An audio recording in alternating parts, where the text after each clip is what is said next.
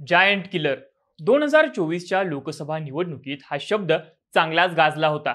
हा जायंट किलरचा शिक्का ज्या उमेदवारांच्या नावावर बसला होता त्यापैकी एक नाव होतं निलेश लंके यांचं।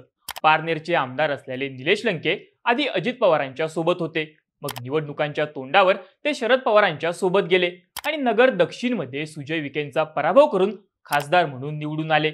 लोकसभेतला हा निकाल विखे पाटील कुटुंबाच्या जिव्हारी लागला होता, तसाच तो अजित पवार यांच्याही प्रतिष्ठेचा प्रश्न ठरला होता। लोकसभेतल्या या पराभवाचा वचपा अजित पवार असतील किंवा सुजय विखे हे विधानसभेला काढतील असं बोललं जात होतं। त्यामुळे लंकेंचं होमग्राऊंड असलेल्या पारनेर मतदारसंघात हाय व्होल्टेज लढत होणार हे जवळपास नक्की आहे। पण ही लढत असेल कशी? या लढतीसाठी नवी बेरीज नेमकी कशी बसतीये आणि पारनेरमध्ये लंकेंना खरंच घेण्यात आलं आहे का? पाहूयात या व्हिडिओमधून। नमस्कार, मी चैतन्य आणि तुम्ही पाहताय बोल भिडूची स्पेशल सिरीज मतदारसंघाचं राजकारण। पारनेरमध्ये नव्या बेरजेची चर्चा होण्याची दोन कारणं आहेत। पहिलं कारण म्हणजे सुजय विखे यांनी नुकतंच केलेलं एक वक्तव्य। एका सभेत बोलताना ते म्हणाले, मी कुठेही गेलेलो नाही, लपलेलो नाही, टायगर अभी जिंदा आहे, कुणीही काळजी करायचं कारण नाही। असं वादळ येतं आणि जातं, परिस्थिती नेहमीच बदलत असते। या वक्तव्यामधून विखे यांनी थेट लंकेंना इशारा देत शेड्डू ठोकला। दुसऱ्या बाजूला अजित पवारांनी मुंबईत पारनेरमधल्या भाजप आणि शरद पवार गटाच्या नेत्यांचा राष्ट्रवादी काँग्रेसमध्ये प्रवेश घडवून आणला। काही माध्यमांनी दिलेल्या बातम्यांनुसार अजित पवारांनी उमेदवार कोण असेल याचेही संकेत दिले आहेत। त्यामुळे अजित पवार प्लस विखे पाटील अशी नवी बेरीज पारनेरमध्ये बसणार का, अशी ही चर्चा आहे। आता बघायला गेलं तर मंत्री राधाकृष्ण विखे पाटील आणि शरद पवार यांच्यातला वाद जुना आहे। त्यातून या दोन्ही नेत्यांमध्ये कायमच काटशहाचं राजकारण घडत आलं। लोकसभेत पवारांचा करिश्मा आणि लंकेंची हवा हे कॉम्बिनेशन जुळून आलं आणि विखेंचा पराभव झाला। 2019ला सलग 3 टर्म आमदार असलेल्या विजय औटींना हरून मारलेली बाजी, त्यानंतर खासदारकीला विखेंना दिलेला धक्का, यामुळे लंकेंचं जिल्ह्यातल्या राजकारणातलं वजन वाढलं। पण आपलं होमग्राऊंड असलेल्या पारनेर मतदारसंघ हा लंकेंसाठी प्रतिष्ठेचा विषय आहे। त्यांच्या पत्नी राणी लंके इथून शरद पवार गटाच्या उमेदवारीसाठी इच्छुक आहेत। पण बाहेरून लावण्यात आलेल्या ताकदीआधी लंकेंचा सामना महाविकास आघाडीमधल्या इच्छुकांशीच होणार आहे। राणी लंके यांच्या नावाआधी भावी आमदार लिहिलेले फ्लेक्स मतदारसंघात नवरात्र निमित्त लागले। त्यांनी आणि निलेश लंके यांनी भेटीगाठींच्या माध्यमातून मतपेरणी करायला सुरुवातही केली आहे। पण विषय इतका सोपा आहे का? तर नाही। राणी लंकेंच्या उमेदवारीला महाविकास आघाडीमधूनच विरोध आहे। ठाकरे गटाचे पारनेर तालुका प्रमुख डॉक्टर श्रीकांत पठारे हे सुद्धा विधानसभा निवडणूक लढवण्यासाठी इच्छुक आहेत। पठारे यांनी मतदारसंघ पिंजून काढत विधानसभेसाठी मोठा जोर लावलाय। निलेश लंकेंना खासदारकी दिली, आता त्यांच्याच घरात परत आमदारकी कशाला देता? हा मतदारसंघ पूर्वी शिवसेनेकडे होता, त्यानुसार मतदारसंघावर खरा हक्क शिवसेना ठाकरे गटाचा आहे। आम्ही लोकसभेत लंकेंसाठी काम केलं, आता लंकेंनी हा मतदारसंघावरचा दावा सोडावा, असं त्यांचं म्हणणं आहे। वातावरण निर्मिती करत असलेल्या पठारेंकडे 25 ते 30 हजार मतांचं पॉकेट असल्याचं सांगितलं जातं, कारण या मतदारसंघात सुरुवातीपासूनच शिवसेनेची चांगली ताकद आहे।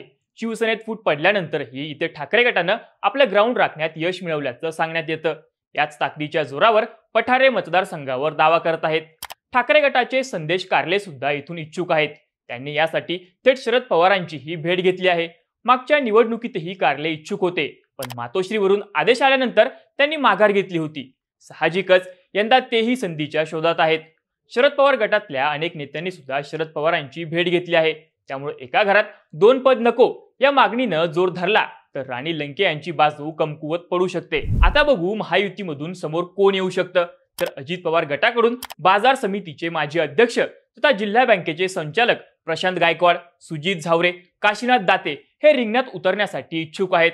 भाजपकडून प्रदेश कार्यकारिणी सदस्य विश्वनाथ कोरडे, सुनील थोरात यांचीही निवडणूक लढवण्याची इच्छा आहे। पण ही जागा वाटपामध्ये अजित पवारांच्या पारड्यात पडू शकते अशी चर्चा आहे।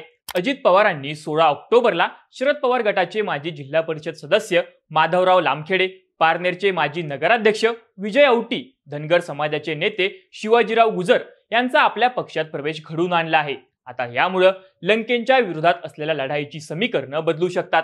काही माध्यमांनी अजित पवारांनी सुजित झावरे यांच्या उमेदवारीवर शिक्कामोर्तब केल्याची चर्चा असल्याच्या बातम्या दिल्या आहेत। सुजित झावरे यांची ताकद बघायची तर जिल्हा परिषद उपाध्यक्ष असताना त्यांनी केलेली कामं आणि वाढवलेला जनसंपर्क या त्यांच्या जमेच्या बाजू आहेत। सोबतच भाजपनं मदतीचा हात दिला तर झावरे यांच्यासाठी ही लढाई सोपी होऊ शकते अशी चर्चा आहे. पण लंकेंपुढे मोठं आव्हान उभं राहणं शक्य आहे का? तर 2019 मध्ये आमदार झाल्यानंतर निलेश लंकेंनी विखेंवर मात करत स्थानिक स्वराज्य संस्थांवर आपलं वर्चस्व निर्माण केलं.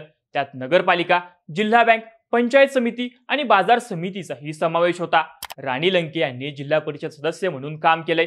निलेश लंके यांनी ग्राउंडवर उतरून केलेलं काम, गावोगावी जाऊन कार्यकर्त्यांसोबत वाढवलेला संपर्क आणि जायंट किलर या इमेजमुळे झालेली हवा, यामुळे लंकेंना हरवणं सहज शक्य होणार नाही याचा अंदाज महायुतीलाही असल्याचं बोललं जातंय. अशात लंके दाम्पत्यापुढचं आव्हान कठीण करणारी आणखी एक गोष्ट म्हणजे स्पर्धकांचं राजकारण. सध्या नगर जिल्ह्याचं राजकारण विखे आणि थोरात कुटुंबाभोवती फिरतं. जर आमदारकी आणि खासदारकी एकाच घरात आली तर नगरच्या राजकारणात लंकेंचं प्रस्थ निर्माण होण्याची भीती जिल्ह्यातल्या प्रस्थापितांना असल्याची चर्चा आहे. त्यामुळे ही वाढती ताकद रोखण्यासाठी लंकेंविरोधात जास्तीचा फोर्स ऍक्टिव्ह होण्याची चर्चा आहे. त्यामुळे शरद पवार आणि राधाकृष्ण विखे पाटील यांच्यात संघर्ष असला तरी आता अजित पवार प्लस सुजय विखे अशी बेरीज पारनेर मतदारसंघात लंकेंना रोखण्यासाठी होत आहे का असं बोललं जातंय. लंके यांनी ग्राउंडवरचा कार्यकर्ता म्हणून मिळवलेलं यश, जायंट किलर इमेज, शरद पवारांची हवा ही लोकसभेची बेरीज विधानसभेलाही होणार का? की अजित पवार अधिक सुजय विखे प्लस लंकेंवर नाराज असलेले नेते ही नवी बेरीज लंकेंना धक्का देणार? तुम्हाला काय वाटतं? पारनेरमध्ये नेमकं काय होईल? तुमची मतं आणि प्रतिक्रिया कमेंट करून सांगा आणि बोल भिडूच्या YouTube चॅनलला सबस्क्राईब करायला विसरू नका.